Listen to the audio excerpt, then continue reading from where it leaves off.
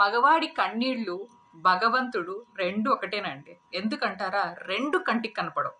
అందరూ అంటారు కదా, ఆడికేంటి మగాడు చేతి నిండా సంపాదిస్తున్నాడు ఎక్కడన్నా బతికేస్తాడులే అనేసి. కానీ ఒక మగాడిని లోతుగా కదిలించి చూడండి, తన కళ్ళల్లో కనపడుతుంది తను పడే బరువు బాధ్యతలన్నీ.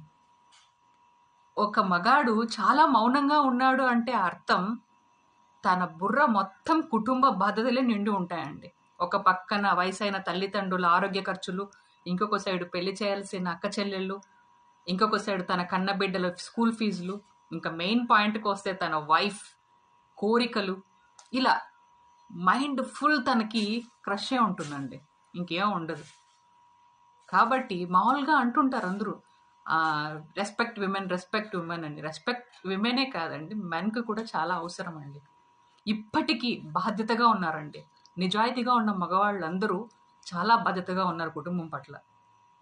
దయచేసి మెన్కి కూడా సేమ్ రెస్పెక్ట్ కావాలని నేను కోరుకుంటున్నాను. Thank you.